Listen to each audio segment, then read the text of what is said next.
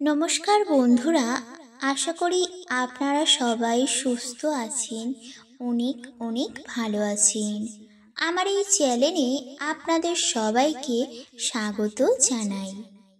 স্বপ্ন সুখের পথ আমার এই চ্যানেলে আপনাদের সবাইকে স্বাগত জানিয়ে একটি নতুন ভিডিও শুরু করছি। গর্ভগীতা কি? গর্ভাবস্থায় এই গীতা শুনলে সন্তানের কি ফললাভ হবে? সন্তান হবে জ্ঞানী, জানিয়েছেন ভগবান শ্রীকৃষ্ণ। তাই গর্ভাবস্থায় অবশ্যই গর্ভগীতা শ্রবণ করা উচিত। গর্ভগীতা শ্রবণ করা গর্ভবতী মহিলাদের জন্য অত্যন্ত জরুরি। যে শিশু মাতৃগর্ভে বসে গর্ভগীতা শ্রবণ করে সে জ্ঞানী ও সংস্কৃতিমস্তক হয়, এটি গীতায় বর্ণিত রয়েছে।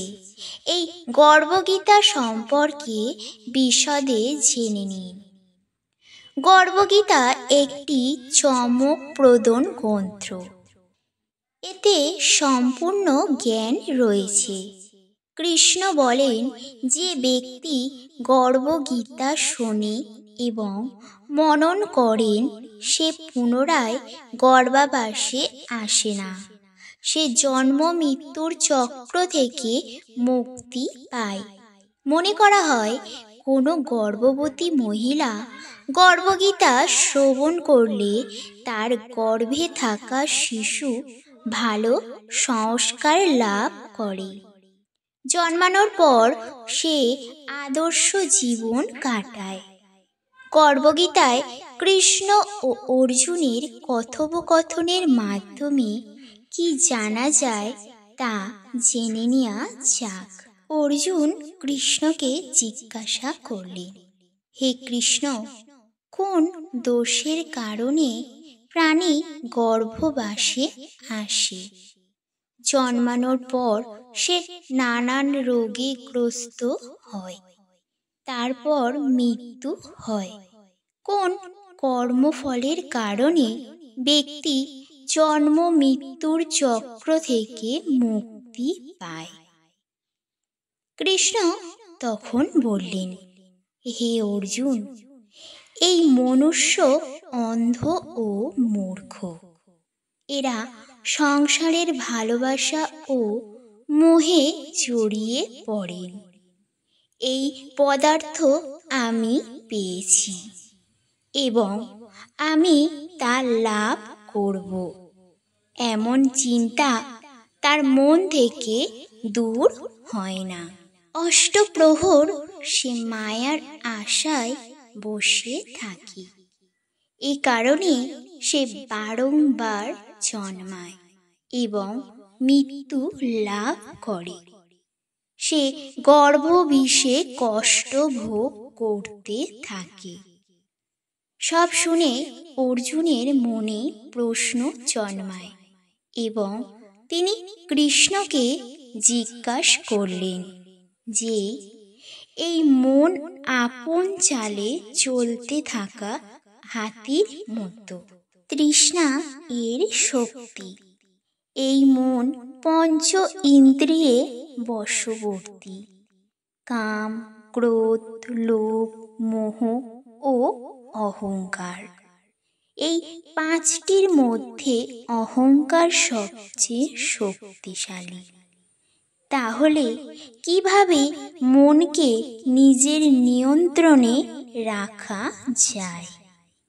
তখন কৃষ্ণ বলেন, এই মন অবশ্যই হাতির মতো। তৃষ্ণায়ের শক্তি। মন পঞ্চ ইন্দ্রিয়ের নিয়ন্ত্রণে। অহংকার এদের মধ্যে শ্রেষ্ঠ।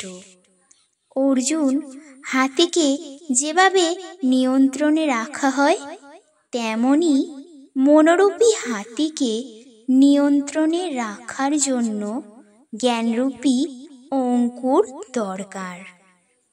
অহংকারের ফলে জীবন নরকে পর্যবসিত হয়। তখন অর্জুন জিজ্ঞাসা করলেন, হে কৃষ্ণ, যে তোমার নাম কীর্তন করতে করতে বনে জঙ্গলে ঘুরে বেড়ায়, বৈরাগী হয়, একটি ধর্ম পালন করেন, এদের কি ভাবে চেনা যায়? বৈষ্ণবরা কি? তখন কৃষ্ণ বললেন, হে অর্জুন, একদল শুধু আমার জন্যই বনে জঙ্গলে ঘুরে বেড়ায়, তারা সন্ন্যাসী। আর একদল মাথায় জটা বাঁধে এবং শরীরে ভস্ম লাগায়, এদের মধ্যে আমার বাস নেই, কারণ এদের মধ্যে অহংকার রয়েছে। এদের জন্য আমার দর্শন দুর্লভ। আবারও অর্জুন প্রশ্ন করলেন, কোন পাপের জন্য স্ত্রীর মৃত্যু হয়? কোন পাপের জন্য পুত্র মারা যায়? কোন পাপের কারণে নপুংসক হয় ব্যক্তি? তখন কৃষ্ণ উত্তরে জানায়, যে কারোর কাছ থেকে ঋণ নিয়ে তা শোধ করে না, তার স্ত্রীর মৃত্যু হয়। আবার যে কারো আমানতের জিনিস আত্মসাৎ করে, তার পুত্রের মৃত্যু হয়।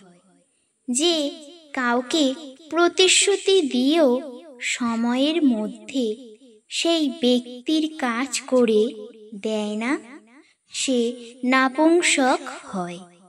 এগুলি অনেক বড় বড় পাপ। অর্জুন আবারও প্রশ্ন করলেন, কোন পাপের জন্য মনুষ্য সর্বদা রোগী থেকে যায়? কোন পাপের কারণে গাধা হয়ে জন্মায়? স্ত্রী ও টাটুর জন্ম কেন হয়? কোন পাপের কারণে বিড়ালের জন্ম হয়? কৃষ্ণ উত্তরে বললেন, হে অর্জুন, যে ব্যক্তি কন্যা দান করে এবং সেই দানে মূল্য নেয়, সে দোষী সদা রোগী হয়ে থাকে। যে বিষয় বিকারের কারণে মদ্যপান করে, সে টাট্টু ঘোড়া হয়ে জন্মায়।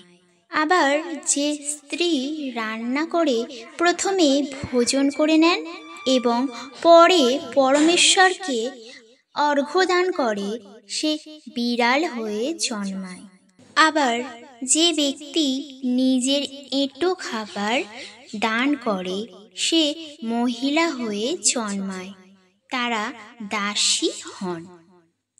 অর্জুন আবারও জিজ্ঞাসা করলেন, হে কৃষ্ণ, কিছু মনুষ্যকে আপনি স্বর্ণ দিয়েছেন, তারা কোনো পূর্ণ কার্য করেছে। আবার কিছু মনুষ্যকে আপনি হাতি, ঘোড়া, রথ দিয়েছেন, তারা কোন পূর্ণ করেছেন?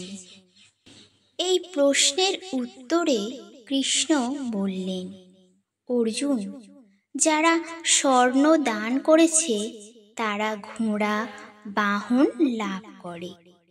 পরমেশ্বরের নিমিত্তে কন্যাদান করলে সে পুরুষের জন্ম লাভ করে। এরপর অর্জুন জিজ্ঞেস করলেন, যে পুরুষের বিচিত্র দেহ থাকে, তারা কোন পূর্ণ করে? কারো কারো বাড়িতে সম্পত্তি আছে, কেউ আবার বিদ্বান, তারা কোন পূর্ণ করেছেন? কৃষ্ণ উত্তরে বললেন, অর্জুন, যারা অন্নদান করেছেন, তাদের স্বরূপ সুন্দর। যারা বিদ্যাদান করেছেন, তারা বিদ্বান। যারা সন্তানের সেবা করেছেন, তারা পুত্রবান।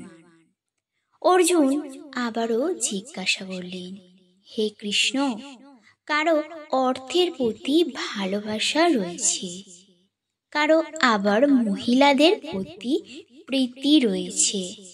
এর কারণ আমাকে একটু বুঝিয়ে বলুন। অর্জুনের প্রশ্নের উত্তরে কৃষ্ণ জানান, ধন এবং স্ত্রী এ সবই নাশরূপ, কিন্তু আমার ভক্তির কোনো নাশ নেই। অর্জুন আবার বললেন, কোন ধর্মের কারণে এই রাজপাট লাভ করা যায়?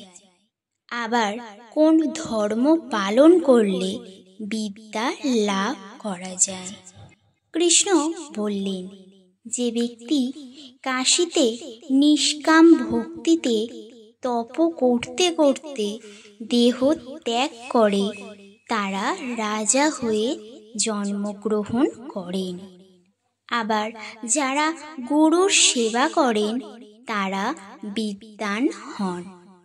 অর্জুন আবারও প্রশ্ন করলেন, কেউ পরিশ্রম ছাড়াই আকস্মিক ধন লাভ করেন, তারা কোন পূর্ণ করেছেন? উত্তরে কৃষ্ণ বললেন, যারা গোপনে দান করেছেন তারা আকস্মিক ধনলাভ করেন। আবার যারা ঈশ্বরের কাজ ও অন্যের কাজ করেছে তারা রোগমুক্ত থাকেন। অর্জুন আবারও জিজ্ঞাসা করলেন, কোন পাপ করলে ব্যক্তি অমলি, বোবা ও কুষ্ঠরোগী হয়? কৃষ্ণ উত্তরে বললেন, যে পুরুষ নিজ কুলের স্ত্রীর সঙ্গে গমন করে তারা অমলি হয়।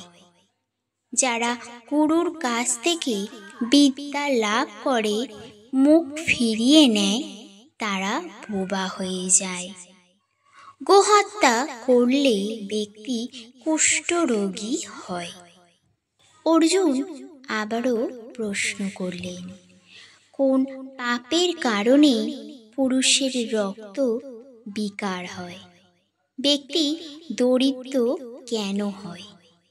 কারো খণ্ডবায়ু হয়, আবার কেউ অন্ধ হন, কেউ আবার পঙ্গু থাকেন। তারা কি পাপ করেছেন? আবার যে স্ত্রীরা বাল্য বিবাহ করেন তাদের পাপ কি?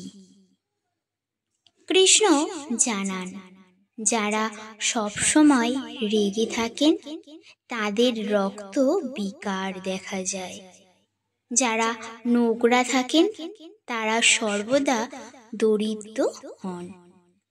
কুকাজ করে যারা ব্রাহ্মণকে দান দিলে তাদের খণ্ড বায়ু হয়।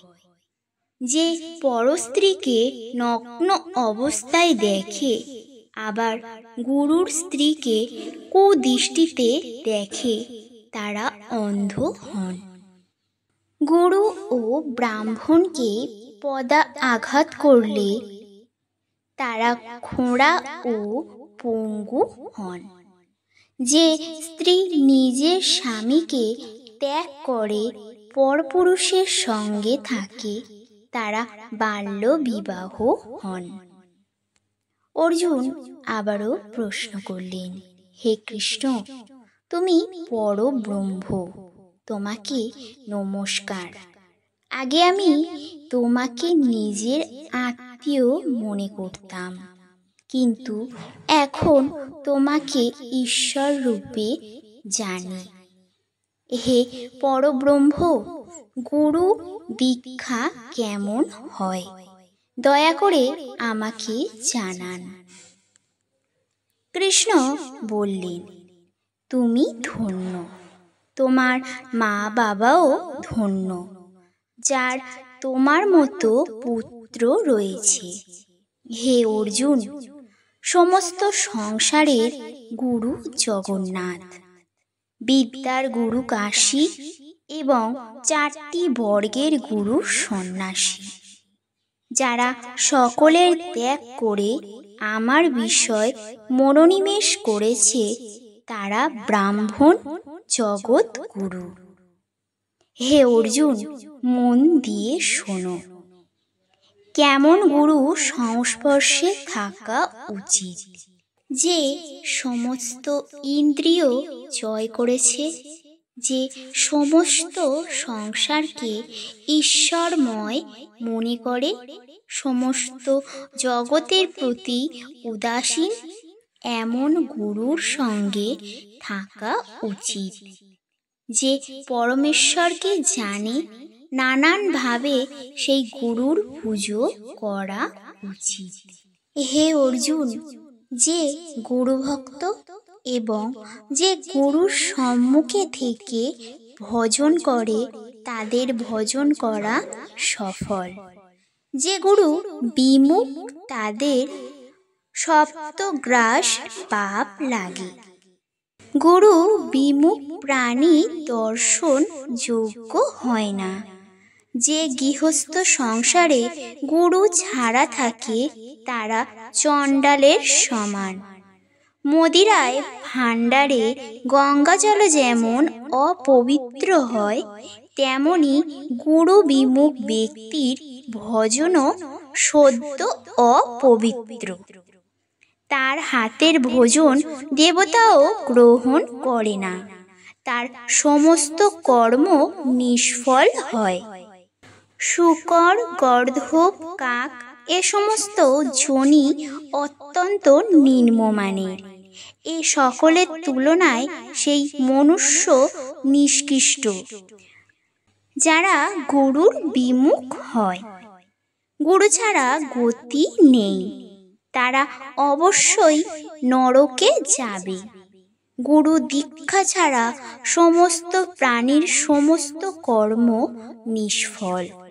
হে অর্জুন, যেমন 4 বর্ণই আমার ভক্তি করার যোগ্য, তেমনি গুরু ভক্তিও যোগ্য। যেভাবে গঙ্গা নদীদের মধ্যে শ্রেষ্ঠ, সমস্ত ব্রতর মধ্যে একাদশী ব্রত শ্রেষ্ঠ, সেইভাবেই শুভ কর্মের মধ্যে গুরু সেবা উত্তম। গুরু দীক্ষা ছাড়া প্রাণী পশু যোনি লাভ করে, 84টি যোনিতে ভ্রমণ করতে থাকে। অর্জুন এবার জিজ্ঞাসা করলেন, গুরু দীক্ষা কি? কৃষ্ণ উত্তরে বললেন, ধন্য জন্ম তার যে এই প্রশ্ন করেছে, তুই ধন্য। গুরু দীক্ষা 2টি অক্ষরের, হরি ওম। এই অক্ষর গুরু বলে। এই 4টি বর্ণকে আপন করে নেওয়াই শ্রেষ্ঠ। হে অর্জুন, যে গুরু সেবা করে সে আমার আশীর্বাদ পায়।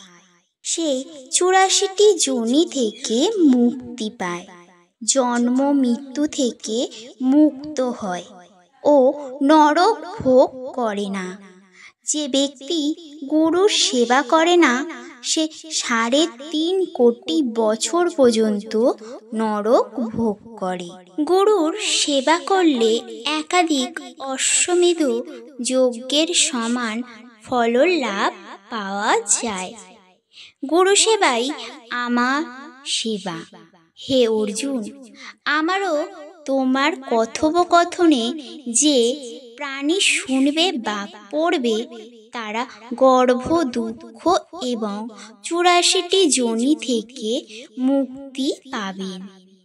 তাই একে গর্ভগীতার জ্ঞান বলা হয়। ভিডিওটি এখানেই শেষ করছি। ভিডিওটি কেমন লাগলো এই গর্ভগীতার জ্ঞান শুনে আপনারা কমেন্টে অবশ্যই জানাবেন। সুস্থ থাকবেন, ভালো থাকবেন। রাধে রাধে।